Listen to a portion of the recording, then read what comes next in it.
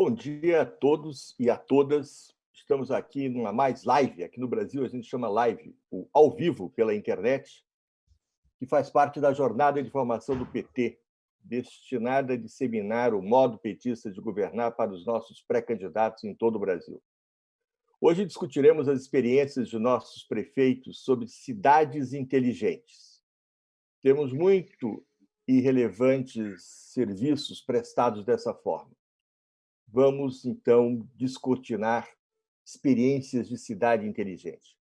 E está aqui conosco, eu sou Joaquim Soriano, esqueci de me avisar, como vocês sabem, eu sou o secretário nacional de Assuntos Institucionais da direção nacional do partido.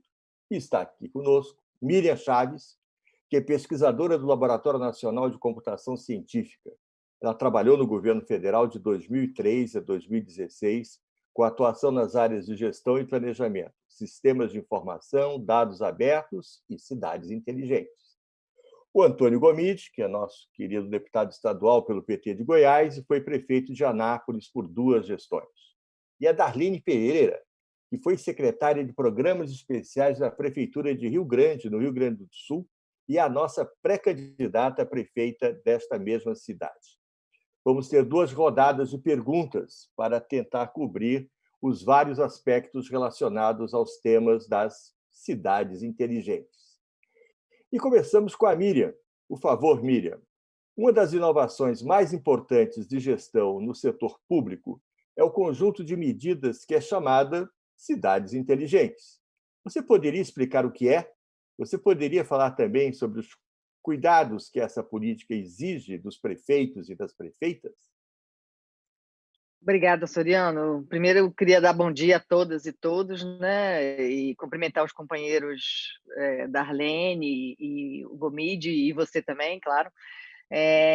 Eu tenho certeza que eles vão falar de várias experiências concretas dessas cidades que tiveram uma atuação importante na área de cidades digitais e de cidades inteligentes, que é o nome que se dá mais atualmente, né? E a primeira coisa que eu queria falar é isso, que é um pouco a inovação. Quando a gente fala de cidade inteligente, a gente está falando de vários conceitos que estão anteriormente sendo discutidos, como governo eletrônico, governo aberto, e uma série de inovações de gestão que incluem a questão da tecnologia, né? Quero, inclusive, fazer o convite a que todo mundo leia o Modo Petista de Governar, na sua nova edição, que teve um incremento e uma ampliação bem grande nessas novas formas de atuação dos governos. E eu acho que vai ser bem importante para que os candidatos e as candidatas tenham uma visão atualizada, né, das possibilidades de gestão que nós temos nesse momento. Bom, dito isso, eu acho que o conceito que, inclusive, está lá no Modo Petista de Governar é que a cidade inteligente é aquela que leva benefícios aos seus habitantes. Quer dizer, as pessoas é que estão no centro das ações, né? É claro que há uma intenção de promoção do desenvolvimento, com sustentabilidade, evidentemente, através do uso da tecnologia, que torna essas redes de serviço e de participação social mais eficientes, inovadoras e sustentáveis para o município e para a cidade. Ah, as pessoas, em resumo, né, tem que estar no centro de todas as ações da cidade, e a questão da participação é outra coisa muito importante, que está muito bem detalhada, com vários instrumentos descritos no Modo Petista e nas experiências que vão ser relatadas aqui, né, o Decidim, o Decide Rio Grande, né, que é o Decidim originalmente de Barcelona, que a Darlene certamente vai comentar. É uma experiência incrível, uma plataforma que permite muita interação e enfim, tem muita coisa que as pessoas podem observar nesse material. Eu queria falar um pouco botar um foco aqui um pouco mais na questão da infraestrutura, né, tecnológica, que é necessária para a cidade inteligente. Aí a gente sabe que tem as questões físicas, né, as antenas, as redes de telefonia, fibra ótica, uma série de questões que permitem que a cidade tenha conectividade, que, em última instância, funciona a internet em todos os lugares, a gente consegue uma velocidade rápida, capaz de permitir interações. A gente viu agora na pandemia o quanto que não é verdade que a gente está muito evoluído nessa questão da conectividade, né? A gente tem um monte de cidades, inclusive cidades grandes, cidades importantes, como São Paulo, Rio de Janeiro, que teoricamente são mais ricas e que a população não está conseguindo assistir às aulas, por exemplo, porque mais de 50% das pessoas, não só na rede municipal e estadual, mas também na rede federal, nas universidades federais também tem esse problema, né? Enfim, então a gente precisa se deparar com isso e, apesar dessa questão da comunicação ser uma questão nacional, e o município tem condições de articular e de discutir essas questões e tentar trazer para os seus habitantes uma maior cobertura, né? Bom, enfim, e voltando à questão da infraestrutura, além da infraestrutura física de conectividade, a gente tem uma coisa muito relevante que é a infraestrutura de dados, né? É muito importante hoje, não há dúvida, né, nessa nova civilização digital que a gente vive, os dados são uma moeda central para o desenvolvimento no ambiente capitalista. E é onde nós estamos, né? Então a gente precisa reconhecer o valor. Então, recomendação aí para os candidatos a prefeitos e depois futuros prefeitos, a gente tem que ter noção do quanto o valor que tem os dados. A gente tem visto aí todas essas discussões do Facebook, agora, ironicamente, os Estados Unidos preocupadíssimos com a Huawei lá da China, porque vai capturar os dados, como se eles não estivessem fazendo isso, inclusive explicitamente por agências nacionais, né, como fizeram com a Dilma, com a Petrobras, lá naquele episódio do Snowden. Enfim, mas o dado é uma coisa que é extremamente poderosa e que está mudando não só eleições, como destinos, né, e de nações, né? Então, a gente precisa ter noção de que isso é uma coisa muito relevante. Então, os dados da cidade a gente pode dividir em duas categorias. Aqueles que são gerados por serviços e concessões do próprio governo, como, por exemplo, as ruas de trânsito, né, os semáforos, o fornecimento de água e esgoto, as redes fluviais, as redes de conectividade, a própria telefonia, a internet, tudo isso são dados que o governo oferta assim e do outro lado tem os serviços, em que a população, os dados sobre educação, saúde, assistência social, e aí, nesse caso, a população oferece seus dados para poder ser atendida. Então, o prefeito tem que compreender essa importância dessa circulação de dados na cidade, o valor que ela pode ter, sempre para reverter em benefício da população e não em benefício das empresas. E a gente tem que perceber que o governo, então, é o custodiante desses dados. Ela está em posse desses dados, mas eles são do cidadão e das pessoas que habitam naquela cidade ou que passam por ali. Então, a gente precisa ter todo cuidado com isso. Então, uma coisa muito importante com relação à cidade inteligente é a governança, né?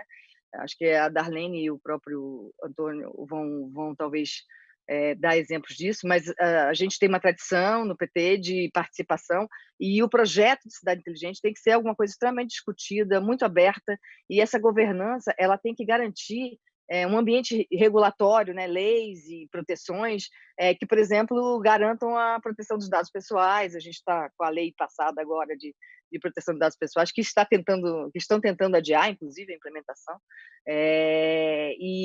Então, essa governança tem que envolver todos os atores relevantes da cidade e a participação da sociedade muito intensamente. E a gente tem que se preocupar, evidentemente, com os grupos mais vulneráveis que nunca vão ter a participação correspondente às suas necessidades. Então, essa é uma coisa que eu acho que é muito relevante de ser dita. O outro aspecto importante também para fazer como alerta é a questão da segurança de dados. A cidade, quanto mais conectadas as coisas estão e quanto mais sistemas interligados, por um lado é melhor, porque a gente economiza recursos, provê melhores serviços, mas, por outro lado, torna a situação mais vulnerável, né? É claro, se tudo passa pelo mesmo canal, a gente tem uma vulnerabilidade maior, então há uma necessidade de se preocupar com a segurança desses sistemas, né? Novamente, para que eles não sejam usados indevidamente, tanto por aqueles que, teoricamente, os mantêm, porque muitas coisas são feitas em concessão, como também pelo hacker, né? Pela entrada de hackers do mal, né? E tem os do bem, mas os do mal são aqueles que vão, então, pegar essas informações e utilizar para o seu benefício e contrariamente ao benefício da sociedade. Então, a gente precisa ter essa noção de que um projeto de governança é crucial e a segurança também é crucial. Essas duas coisas são fundamentais para a gente, quando a gente fala de cidades inteligentes. E só para vocês terem um dado, o Fórum Econômico Mundial, o último que teve, ele estimou que a gente vai chegar a 189 bilhões de gastos até 2023, de 2020 até 2023, em segurança de cidades inteligentes, exatamente porque é uma coisa que preocupa fortemente. A gente está numa discussão agora da questão do 5G, como eu falei, né? Da Huawei. Então, a gente tem essas escolhas tecnológicas, sem demonizar nem a China ou os Estados Unidos, o que seja, a gente precisa fazer escolhas tecnológicas que ao mesmo tempo, sejam capazes de nos proteger e de levar o melhor benefício para a população. Então, eu acho que isso são coisas que a gente precisa prestar bastante atenção. Depois, na próxima, há vários exemplos aí de ferramentas, né, de soluções inteligentes que a gente pode usar na cidade inteligente. Eu vou só listar aqui rapidamente, que meu tempo já está chegando ao fim, mas eu queria falar um pouco da iluminação, né, que é uma coisa que vai ter existe uma sede hoje em dia para as prefeituras, pode se chamar até de uma sede, das empresas de tecnologia que querem vender a questão das lâmpadas inteligentes, dos circuitos conectados, etc. E aí eu quero só dar um alerta que a gente precisa também ter o controle do que eles estão fazendo, né? Existe uma forma de controlar isso e a gente precisa saber, o governo precisa saber, a população precisa saber. De novo, a questão da transparência e da governança é importante. Eu vou dar só esse exemplo, tem outros de resíduos sólidos, de sistemas de prestação de serviço para a sociedade, né? Gerenciamento de redes de água e esgoto, mas a gente tem um outro momento em que a gente vai poder falar mais detalhadamente de exemplos, inclusive em situações de governos do PT, e que são muito interessantes, né, da gente lembrar. Obrigada. Muito obrigado, Miriam. Excelente. Além de ser uma pessoa absolutamente cumpridora do horário, fica olhando ali, muito bem. Pessoal, nós temos um monte de gente... Oi? Melhor não atrapalhar, né? Pô, você que está fazendo essa tarefa tão difícil aí. Porque quando dá mais dinâmica, daí fica mais legal. Tem muita gente nos vendo aqui. Eu liguei só para dar uma olhada no Facebook. Tem muita gente nos vendo, tem muita gente de Rio Grande já desejando felicidades para a futura prefeita, tem gente de Goiânia, de Anápolis, tem gente de São Paulo.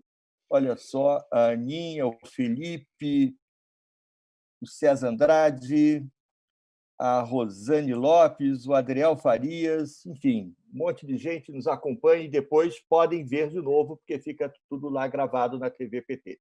Agora eu vou passar a palavra para o Antônio Gomide. Quando você era prefeito, desenvolveu um projeto para a inclusão digital com praças digitais e telecentros. Conta para nós um pouco dessa experiência, Gomide, por favor. É isso, Ariano. Anápolis hoje, na região centro-oeste, Anápolis tem uma cidade de 400 mil habitantes, é a segunda cidade economicamente mais importante, depois da capital, no estado de Goiás, e nós conseguimos, através de uma gestão no ano de 2009 a 2012, primeiro mandato nosso enquanto prefeito, começarmos a inserir a ideia das cidades inteligentes. O primeiro passo que nós demos foi reconhecer que o trabalho de gestão de uma cidade como Anápolis, que até então vinha de gestões tradicionais e que vinha apenas cumprindo orçamento, nós precisaríamos colocar, em primeiro lugar, aquilo que o governo federal estava colocando em prática já naquele momento através do governo do presidente Lula. A questão de nós trabalharmos uma cidade sustentável, a possibilidade de nós buscarmos a todo momento aquilo que era os desafios do milênio, a possibilidade de fazer realmente a tecnologia como uma ferramenta importante na busca da qualidade de vida do cidadão. Não adianta nada ter uma ferramenta de uma cidade inteligente se nós não utilizamos isso para a grande maioria da população, e principalmente aquele que precisa do serviço público. Então, uma das situações que nós desenvolvemos foi, já no início da nossa gestão, reconhecer que era preciso, na cidade, criarmos a Secretaria de Ciência e Tecnologia.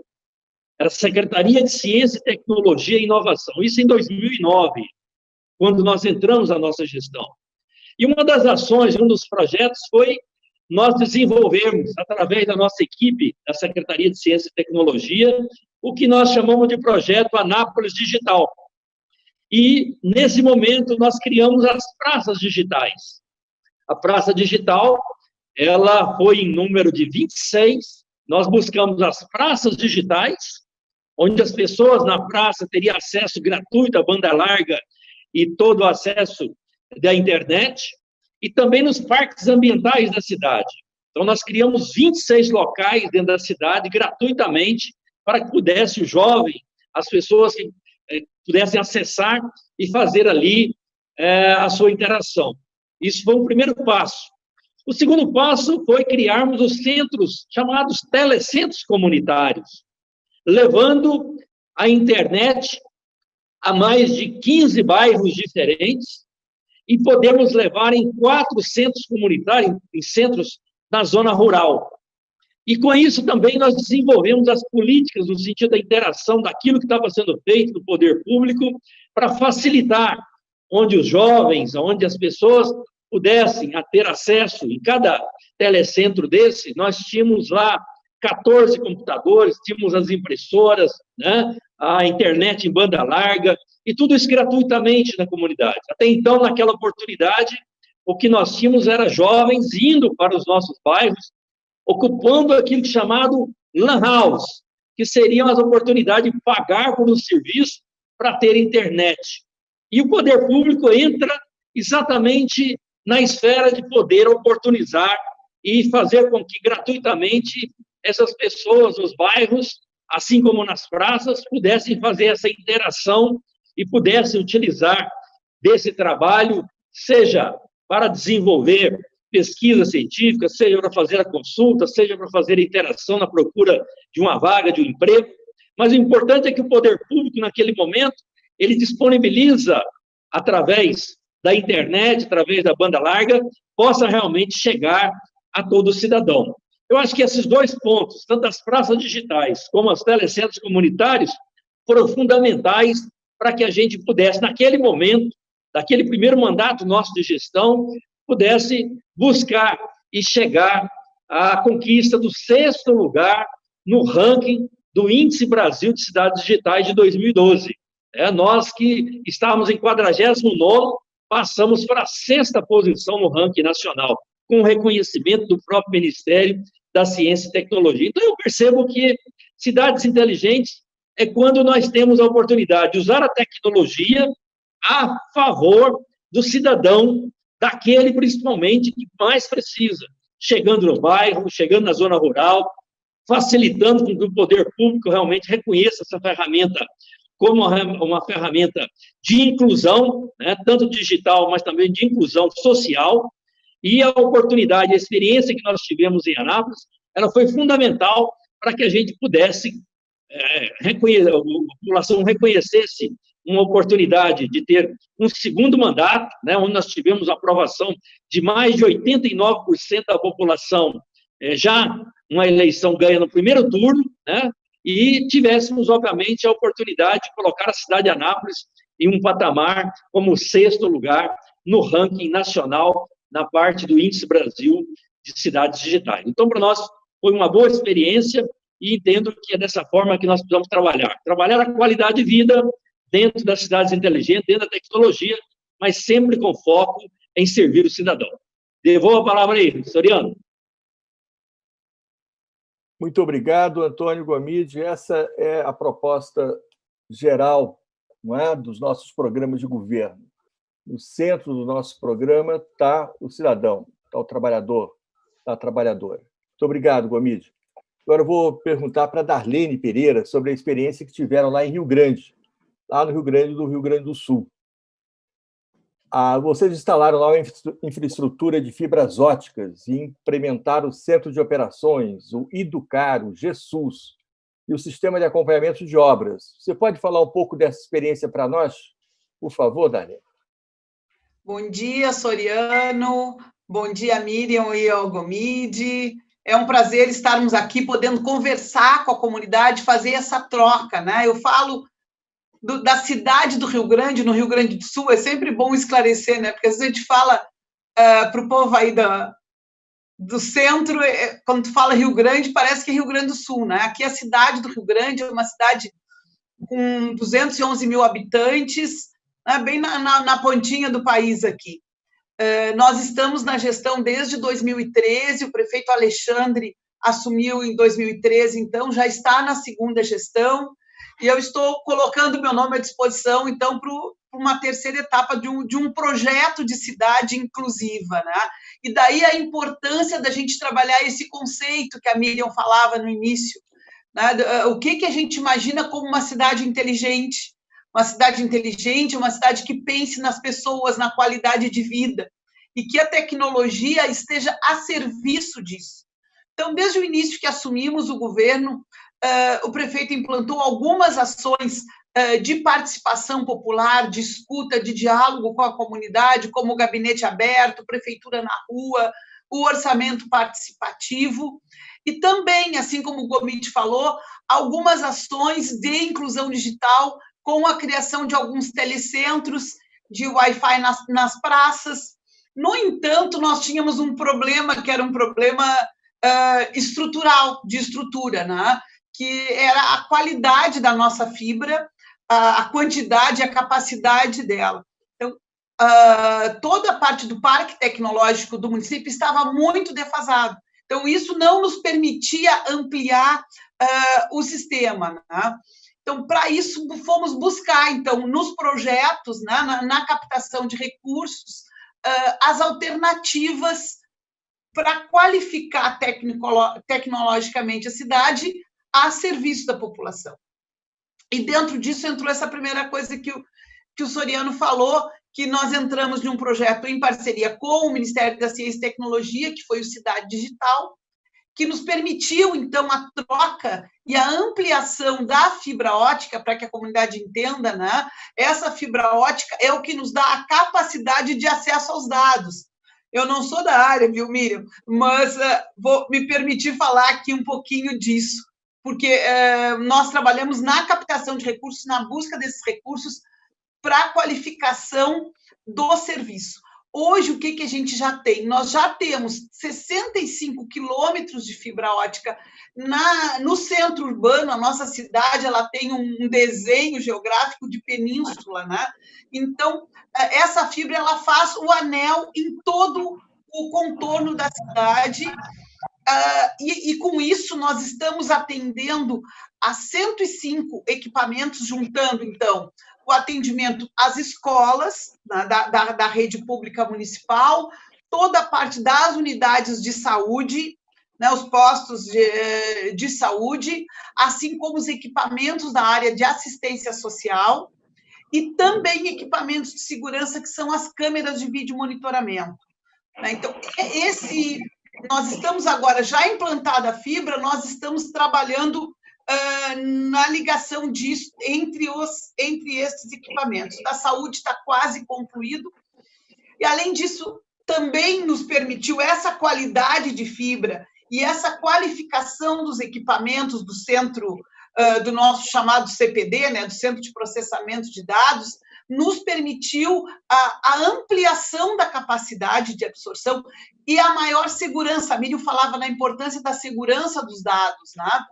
Então, isso nos permitiu maior segurança, e aí a implantação desses softwares, desses sistemas que o Soriano falou, que é a questão do sistema de saúde, principalmente, e de educação, que são dois sistemas importantes que estão nos permitindo. O sistema de educação, por exemplo, está nos permitindo o censo escolar, todo ele já informatizado, que nós não tínhamos, a troca de informações, que é dentro de um outro programa que o município tem e que não era informatizado, e que a gente está fazendo essa migração, que chama Conexão, que junta dados da educação, da saúde e da assistência, para que possa qualificar o atendimento à cidadania, né, às pessoas, assim como também a a organização do trabalho, e agora, né, a gente vivendo nessa pandemia, a importância disso no controle do atendimento,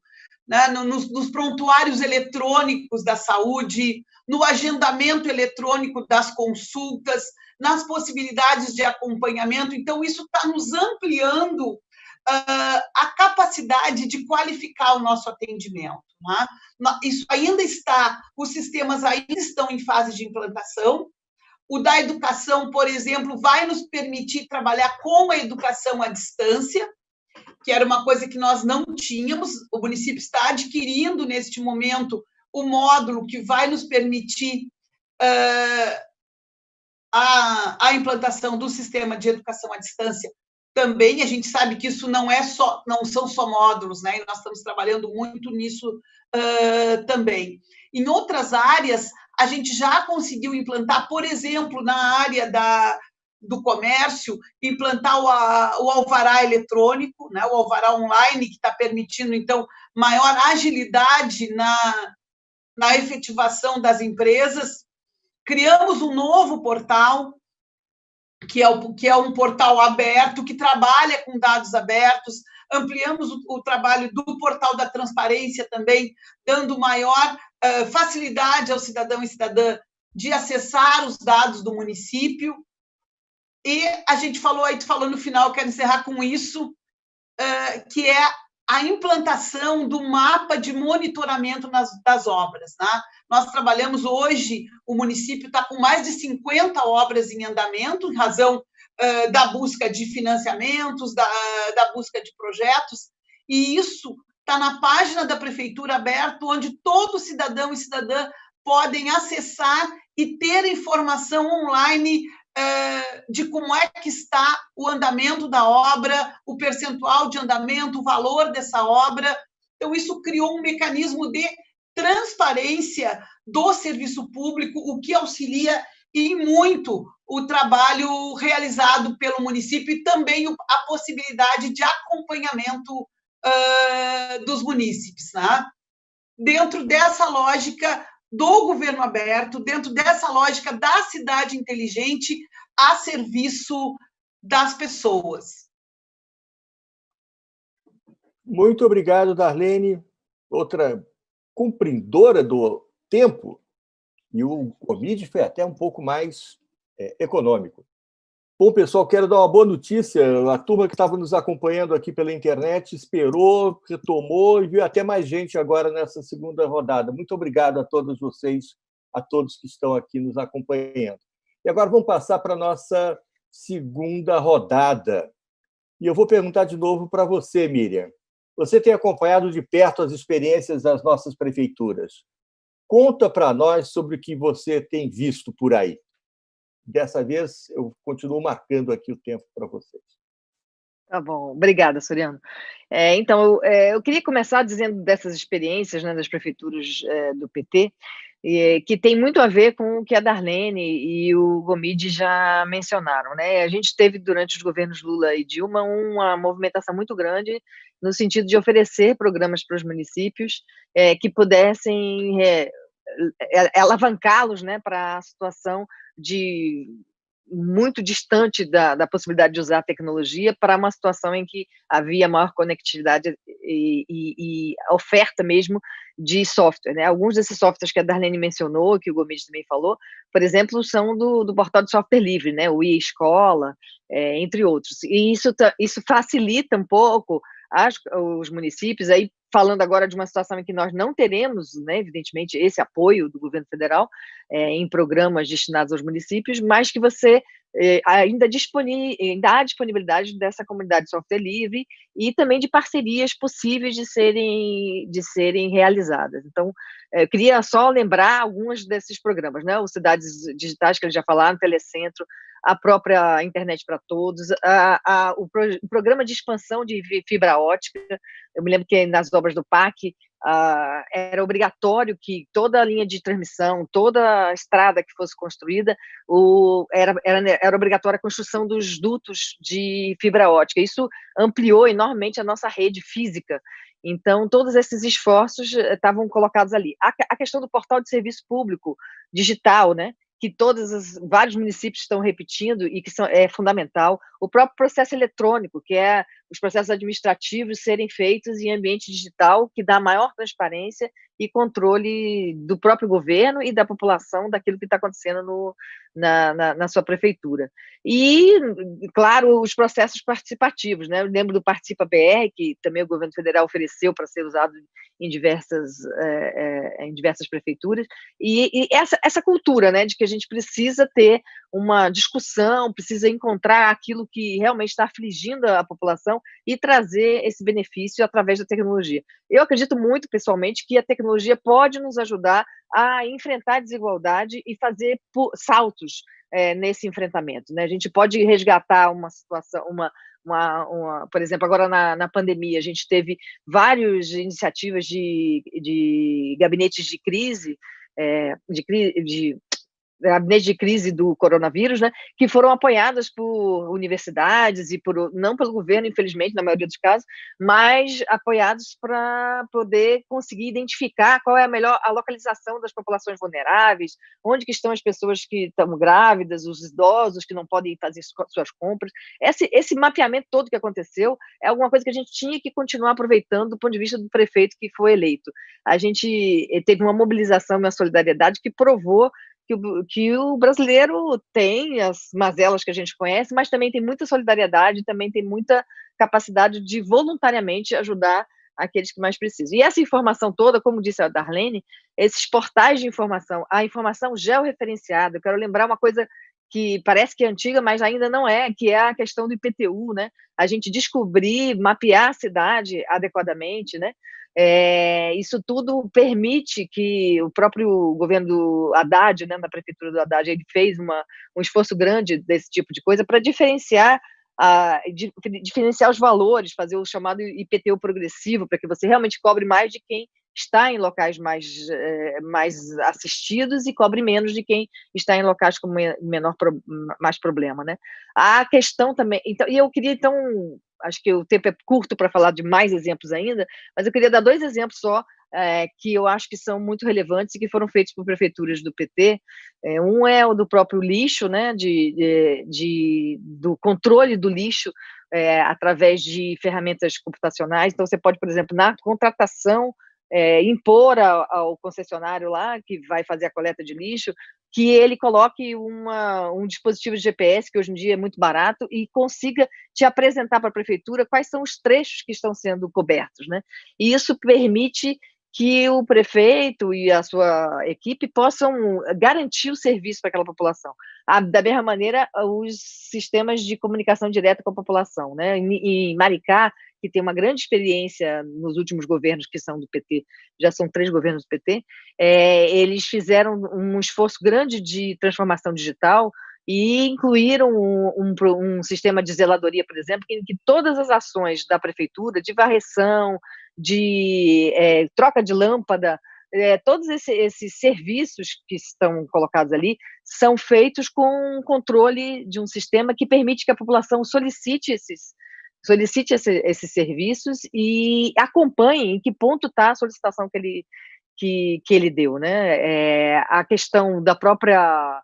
o Centro de Controle de Operações, que a Darlene também mencionou, que tem em Rio Grande, e isso não precisa ser coisas extremamente caras ou complicadas. Eu acho que a grande questão para os municípios menores e para esse momento em que a gente tem menos apoio do governo federal é construir parcerias, e isso remonta à questão dos dados abertos. A gente precisa colocar os dados, como eu disse, aqueles que são possíveis, né, anonimizados, quer dizer, anônimos, ninguém pode ser identificado, evidentemente, mas o dado que a prefeitura tem, e são muitos, isso é uma coisa que eu recomendo fortemente, que quando o prefeito eleito chegue na cidade, faça um mapeamento daquilo que são os seus ativos, digamos assim, são os bens, né, da cidade, e que podem se construir parcerias. Os dados abertos é um bom exemplo disso, porque você constrói um monte de aplicativos que não são com nenhum custo pela prefeitura e que retornam em benefício para a população. Eu queria dar um exemplo também do sistema Minha Saúde, que é de uma startup com a qual eu tenho uma relação grande da COP, né, da Universidade Federal do Rio de Janeiro, e eles fizeram, por exemplo, nesse momento da pandemia, ofertaram esse sistema para as prefeituras gratuitamente. Tem mais de 500 prefeituras que já estão usando.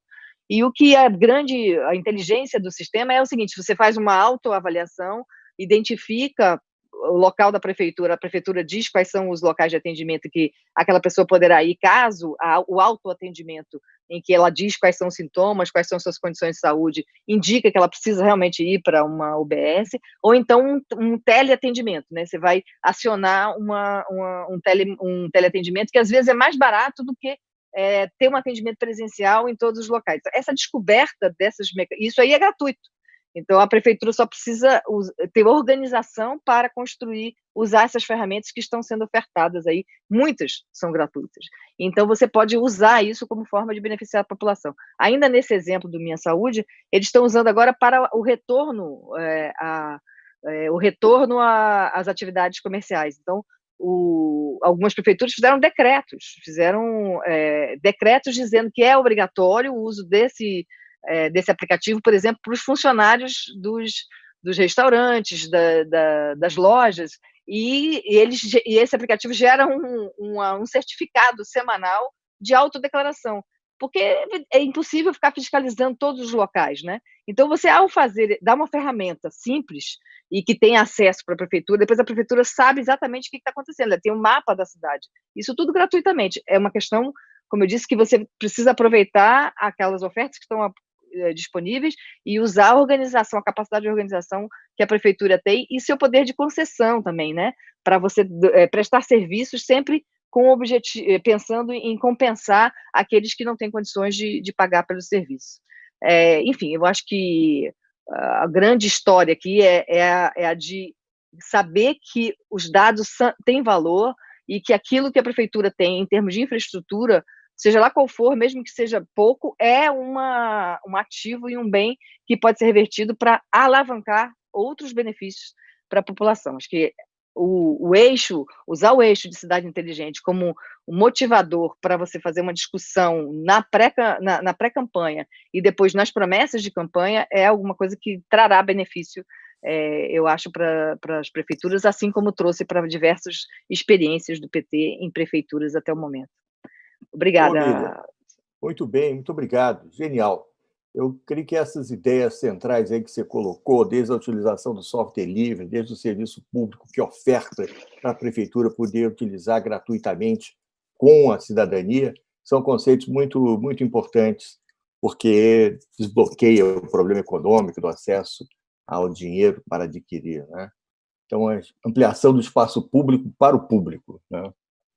Muito bem. Agora, Gomide, conta para nós, nessa segunda rodada, se você pode detalhar um pouco mais as experiências de prestação de serviços na área de educação, por exemplo. Temos informação que vocês avançaram um bocado aí em Anápolis. Por favor, Gomide. É verdade, Soriano. Aqui nós tivemos algumas experiências interessantes, né? Como a Miriam disse aí, eu acho que a gente precisa associar aquilo que nós temos de melhor, quer dizer, a tecnologia, buscar o que nós temos aquilo que é possível realmente, com a boa intenção, fazer com que chegue a todos, e essa é a ideia nossa, a ideia do desenvolvimento social, com o desenvolvimento econômico, quer dizer, agregar, mas que a gente tenha a capacidade, a inteligência e a possibilidade de chegar a isso ao cidadão mais comum, mas também a gente não esquecer que nós precisamos de uma gestão em cidades, realmente, que nós precisamos buscar a defesa do nosso projeto, desse desenvolvimento social com poder econômico, que a gente possa ter uma boa equipe muito sintonizada, né? Um secretariado com disposição de dizer, olha, isso aqui é a minha vida, nós queremos resultado. E a tecnologia é uma ferramenta extremamente importante, onde nós vamos jogar um peso para que esses resultados possam realmente acontecer com maior agilidade. Aqui em Anápolis, a nossa experiência, em termos da possibilidade do que nós criamos em relação ao projeto Anápolis Digital, teve alguma experiência quando o ministro Darcio Genro, e aí quero falar porque a Darlene citou aí no Rio Grande do Sul, né? Então, Rio Grande, e o nosso ministro daí, quando ele foi ministro da Justiça, e nós desenvolvemos aquele projeto do Pronace, levando o vídeo monitoramento em todas as cidades. Nós aqui em Anápolis conseguimos buscar, através daquele projeto, a capacidade de desenvolver um projeto de mais de 70 câmaras, né, onde o vídeo monitoramento foi realmente uma situação diferenciada naquele ano, 2010, 2011, e que fez toda a diferença na qualidade de segurança da nossa cidade, através de um projeto do governo federal que nós encampamos e que fez toda a diferença. Outra ferramenta importante nesse trabalho da NAP Digital, obviamente, é o portal da transparência, como foi dito também pela Darlene, que é uma das ferramentas extremamente importantes para aquilo que nós desenvolvemos enquanto gestor e o diálogo que nós temos diretamente com o cidadão, na possibilidade de explicar como agir, como priorizar, como exercitar o nosso orçamento participativo, como exercitar e fazer com que o orçamento chegue a todas as atividades. Mas na educação, Soriano, foi realmente a nossa grande experiência e a experiência mais positiva aqui na cidade de Anápolis. Nós conseguimos uma boa equipe de trabalho, com a professora Virgínia à frente, mas nós chegamos a um ponto onde nós buscávamos uma melhoria, obviamente, em plano de cargos e salários, na melhoria do piso nacional, que até então, naquele momento, estava estabelecendo em nível nacional, mas também nós conseguimos, através de laboratórios, nós conseguimos colocar aqui uma cidade onde nós temos 33 mil crianças na pré-escola e no ensino fundamental. E nós conseguimos colocar 70 escolas, 73 escolas, com laboratórios de informática, onde nós fizemos com que todos esses laboratórios, toda a parte de computação, a parte de impressora, a parte de internet gratuita, facilitação para os nossos alunos, o período em tempo integral, nós fizemos com que esses laboratórios, 73 laboratórios, fossem uma realidade em cada setor. Isso foi uma grande revolução, porque descentralizou as ações dentro da escola, estimulando com que o aluno pudesse ficar na escola, pudesse ficar em tempo integral, que o pai e a mãe pudessem se interagir um pouco mais com a própria escola através dos laboratórios de informática, porque tudo isso era uma grande novidade já em 2011 e 2012, e nós conseguimos colocar isso numa prática. Foram mais de 1.400 computadores espalhados, e fez com que a escola pudesse ser um local que as famílias pudessem estar ali participando. Como eu disse, até então, naquela oportunidade, para se ter um computador, eram poucas pessoas. E quando se queria uma prestação de serviço, tinha que se pagar no espaço particular. E a escola acabou sendo o local, não só dos professores gostarem mais, dos alunos não quererem ir para salas, para suas casas, mas ficarem na escola, e os pais serem atraídos para dentro da escola. Então, a educação ficou como ponto central do bairro. E isso, para nós, enquanto gestor, foi um grande ganho, porque foi um diálogo permanente, a educação que nós estávamos priorizando. O professor por sua oportunidade. Nós criamos um projeto, Soriano, do projeto Professor Conectado, que a própria prefeitura adquiriu 1.800 computadores, notebooks, e doou, cedeu de graça para os professores, para que pudesse também fazer essa política de conexão com os nossos laboratórios de informática da escola, com a melhor preparação das aulas em relação ao que poderia estar ofertando aos nossos alunos. E esses dois projetos, tanto o laboratório de informática como o professor conectado, deu um salto de qualidade em relação ao aprendizado, à interação do professor com os pais dos alunos e os alunos, no sentido de gostar da escola. O segundo ponto, já no momento que nós estávamos no segundo mandato nosso, em 2013, nós desenvolvemos para as escolas o que nós chamamos da implantação da construção de um planetário digital e um observatório astronômico, que já entrou nessa linha digital, onde foi o primeiro planetário digital, onde nós podemos ofertar essas 32 mil crianças, 33 mil crianças, dentro de um planetário, dentro de um observatório astronômico, tudo no sentido da interligação, para que a gente pudesse buscar, através do planetário digital, o primeiro planetário digital do Centro-Oeste, isso pela prefeitura, onde as crianças puderam ter acesso a equipamentos tecnológicos de última geração, conectados com a Universidade Federal de Goiás, conectados com a Universidade Nacional de Brasília, UNB, isso tudo dentro da prefeitura.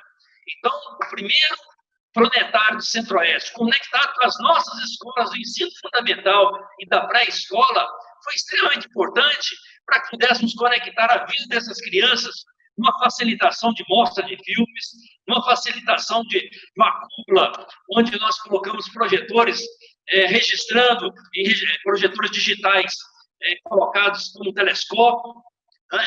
E isso dando facilitação para que a educação pudesse ter um ponto de apoio também nessa construção do planetário digital e do observatório astronômico aqui na cidade. Então, a educação ganhou muito com a tecnologia. Nós conseguimos conectar o professor conectar através dos notebooks. Nós conseguimos fazer laboratório de informática, colocando os computadores em todas as nossas escolas. E conseguimos ainda construir o planetário digital e o observatório astronômico, linkando as universidades nossas, tanto o UNB como o UFG, na prefeitura municipal, no sentido de dar suporte para que esse conhecimento pudesse, e o observatório pudesse chegar às nossas crianças na escola pública. Devolvendo a palavra, Soriano. Gomide, excelente esse relato que você dá. Tenho certeza que vários dos nossos pré-candidatos, das nossas pré-candidatas, vão poder colher muito desse debate aula que nós estamos fazendo. E agora vamos voltar para a Darlene, para também falar de uma experiência que essa eu também já tive a oportunidade de conhecer, muito interessante, que é lá em Rio Grande que vocês estabeleceram o conceito de governo aberto e adotaram uma plataforma de software livre, o Decide Rio Grande. Conta para nós, Darlene, sobre essa experiência. Isso, antes de falar, eu quero só pegar o gancho da fala dos dois, dizer para o Gomide que vocês tiveram uma baita sorte de pegaram na tua gestão o governo Lula, o governo Dilma, aí, que tinham projetos, né? Que tinham projetos focados nisso, focados na melhoria da qualidade de vida das pessoas, né? E a Miriam deu alguns exemplos disso, e da preocupação que a gente tem agora, né? Com o aumento da necessidade, principalmente da necessidade da informatização e da qualificação tecnológica para responder o pós-pandemia aí, e o risco que a gente tem, né? Então, nós temos buscado aqui também algumas alternativas de participação.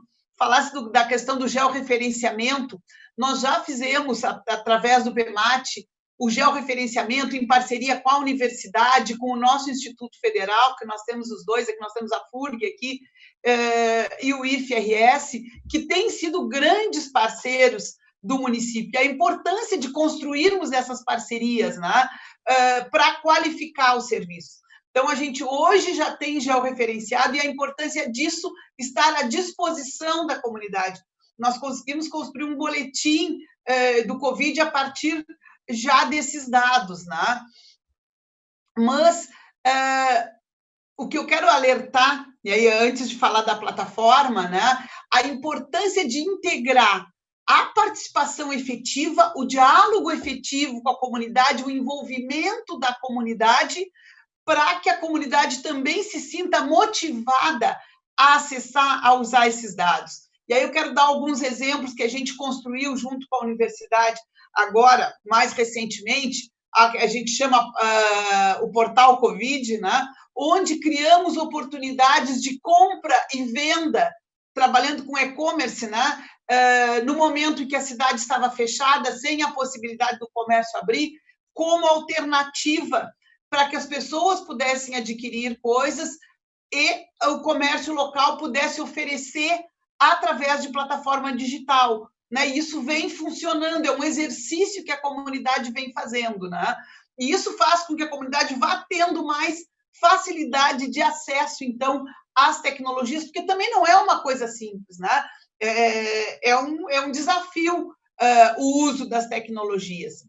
E um outro exercício, eu falei antes da questão do mapa de monitoramento das obras, Associado a isso, nós criamos, junto com os projetos públicos e com as obras públicas, nós criamos o trabalho técnico-social, né? O trabalho socioambiental, que nós chamamos, onde a gente organiza a comunidade, resultado do orçamento participativo. Eu costumo dizer que esse é um avanço, um passo além do orçamento participativo. Nós criamos na comunidade, além do trabalho de educação ambiental nas obras, as comissões de acompanhamento das obras. E a gente começou usando uma tecnologia bem simples, viu, pessoal? Que todo mundo tem, né, hoje em dia, não digo todo mundo, mas 95% da população utiliza, que é o WhatsApp. Então, nós criamos essas comissões com representação da comunidade. Essas comissões nos ajudam no acompanhamento e no monitoramento das obras. Nós criamos com elas, para a relação digital, primeira coisa que criamos foi o grupo de WhatsApp, né, que permitiu essa relação mais direta entre a comunidade e o poder público, a criação deste mapa de monitoramento das obras. Isso fez com que a comunidade se sentisse mais à vontade para o mapa das obras, né? E hoje, esse mapa, e vocês podem acessar no portal da Prefeitura, hoje nós temos mais de 420 mil acessos no mapa.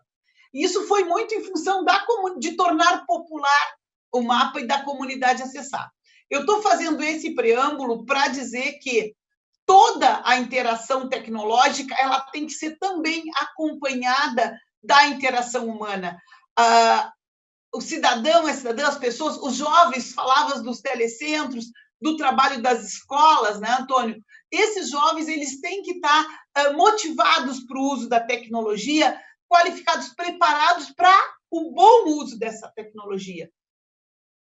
E a segurança dos dados, né? A gente está trabalhando com esse sistema dos dados abertos que possibilita essa interação, então a comunidade se sente também partícipe desse projeto, né? E aí eu quero entrar, então, na plataforma Decide Rio Grande. Essa plataforma ela foi construída, então, com base no modelo de Barcelona, nesse modelo de diálogo com a comunidade através do uso das mídias digitais. Aí a plataforma tem sido para nós um excelente exercício, né? E por que eu digo exercício? Porque a gente entende que ela ainda precisa mais estímulo, ela ainda precisa que a comunidade rio-grandina se aproprie dela e utilize ela para dar a sua opinião, principalmente neste momento, né?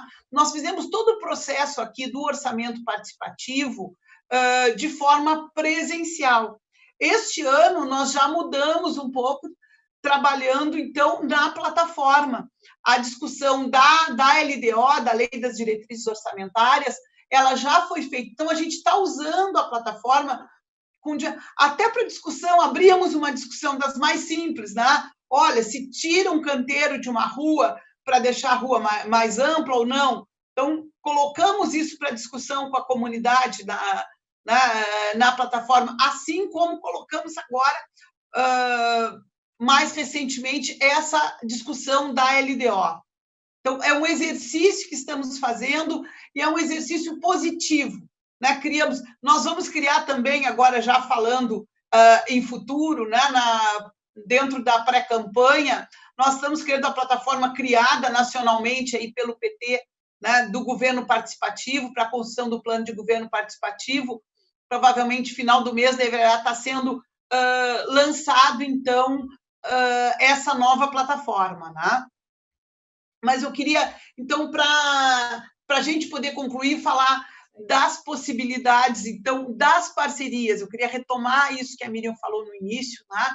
Da busca de projetos, utilizando o conhecimento das universidades, o conhecimento de quem já está desenvolvendo tecnologia. Isso tem nos ajudado em muito, né? Trabalhar com a informação à disposição da comunidade, integrar a comunidade dentro desse processo mais tecnológico, utilizando ferramentas. Essa nossa questão da volta às aulas, eu quero finalizar com esse exemplo. Ontem nós discutíamos com a equipe da educação como é que estava sendo a volta às aulas, né? Como é que estava sendo feita a retomada, e eles usaram essa mesma ferramenta do WhatsApp, que é uma ferramenta de grande acesso para manter o contato com a comunidade escolar, para alimentar as informações dentro da comunidade escolar e para promover esse retorno a partir do ensino remoto também, né? Então, essas tecnologias, elas têm que estar, Soriano, Miriam e Antônio, elas têm que estar a serviço da comunidade. E eu acho que esse é o nosso desafio pós-pandemia. Como é que a gente amplia mais ainda essa relação? Né? Como é que a gente instala nos bairros a possibilidade de acesso? E agradeço a tua experiência aí, Comide, porque essa experiência vai nos ajudar certamente a pensar o futuro da nossa cidade aqui também. Né? Agradecer mais uma vez a possibilidade de estar aqui dialogando com vocês.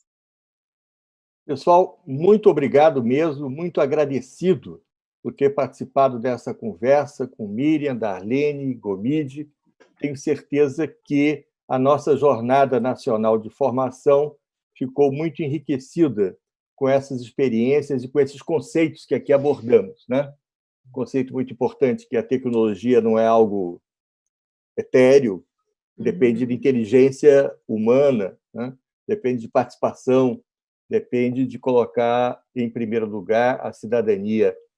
Muito obrigado. Os nossos lives continuarão nas terças e quintas, às 11 horas da manhã, e nós estamos com toda essa sequência da Jornada Nacional de Formação na TV PT, disponível no canal do PT do YouTube. Eu quero também dizer que a iniciativa da Jornada Nacional de Formação é uma iniciativa conjunta que envolve várias secretarias do PT, a Secretaria Nacional de Formação, de Organização, a nossa Secretaria de Assuntos Institucionais, a Escola Nacional de Formação do PT e a Fundação Perseu Abramo. Bom dia a todos e a todas. Muito obrigado mesmo. Obrigada.